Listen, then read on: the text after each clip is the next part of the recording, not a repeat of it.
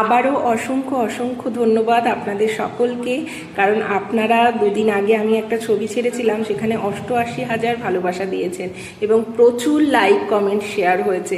তাই প্রত্যেককেই আমি অন্তরের অন্তঃস্থল থেকে জানাচ্ছি অসংখ্য অসংখ্য ধন্যবাদ। আমি সত্যি আপনাদের ভালোবাসায় মুগ্ধ। তো যাই হোক, এবার আমি আমার নতুন ব্লগটা শুরু করছি। এই যে দেখতে পেলেন, এগুলো হচ্ছে আপনাদের দাদাভাই যখন স্কুল থেকে আসছিল তখনই আমি ফোন করে বললাম যে তুমি একটু পাউরুটি নিয়ে এসো, কারণ হচ্ছে মনে হচ্ছে একটু ডিম টোস্ট খাবো, তো ডিম টোস্ট করবো। তো সেই কারণে কিন্তু মানে আমাদের কিন্তু ওই স্লাইস যে পাউরুটিগুলো সেগুলো আসে, কিন্তু সেটা পাইনি, তো এই পাউরুটি নিয়ে এসেছে। তো এই পাউরুটি নিয়ে এসেছে দেখে আমি ভাবলাম যে তাহলে দুধ চা করি, দুধ চা দিয়ে খেতে ভীষণ ভালো লাগে। আপনারা কি পছন্দ করেন দুধ চা দিয়ে এরকম পাউরুটি? তো জানাবেন কমেন্টে। তো এই যে দুধ চা চাপিয়ে রেখে একটু গল্প করতে গেছি, আর মানে পড়ে গেছে, তো সেইগুলোই সঙ্গে সঙ্গে পরিষ্কার করে নিলাম, না হলে তো অনেকক্ষণ থেকে গেলে আবার অনেকটা খাটনি বেড়ে যায়। তো তারপরেই এই যে চা ছেঁকে নিয়ে আমি আর আমার হাজব্যান্ড দুজনে মিলে চা খেয়ে নিলাম। ছেলে যেহেতু খায় না, তো ছেলেকে অন্য কিছু দিতে হয়, তো সেটাই আবার চা খেয়ে নিয়ে পরে আমি ওই জন্য ওর জন্যও বানালাম, আবার আমাদের জন্য কি বানালাম বলুন তো, ডিম টোস্ট।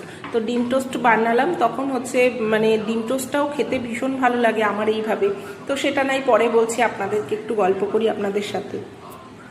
তো এই পাউরুটি দিয়ে চা খেতে আপনারা কে কে পছন্দ করেন? আমার তো ভীষণ ভালো লাগে। আর ওই টোস্ট যে বিস্কুটগুলো এনেছে সেই বিস্কুটগুলো দিয়েও ভীষণ ভালো লাগে।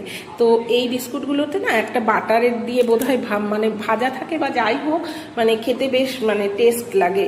আর বাংলাদেশের একটা যতদূর সম্ভব প্রাণ বা এরকম কিছু একটা বিস্কুটটা ছিল, ওই বিস্কুটটাও আমার খেতে ভীষণ ভালো লাগতো। কিন্তু এখানে আর এখন আনে না, দেখি না, মানে পায় না। অনেক সময় জিজ্ঞাসা করেছি, বলে দোকানে সবসময় থাকে না। তো আপনারা কি ওই বিস্কুটটা খেতে পছন্দ করেন? জানাবেন। তো যাই হোক, এই যে এই বিস্কুটটা দিয়েই খাচ্ছিলাম। তো মানে চাটা দারুণ খেয়েছি।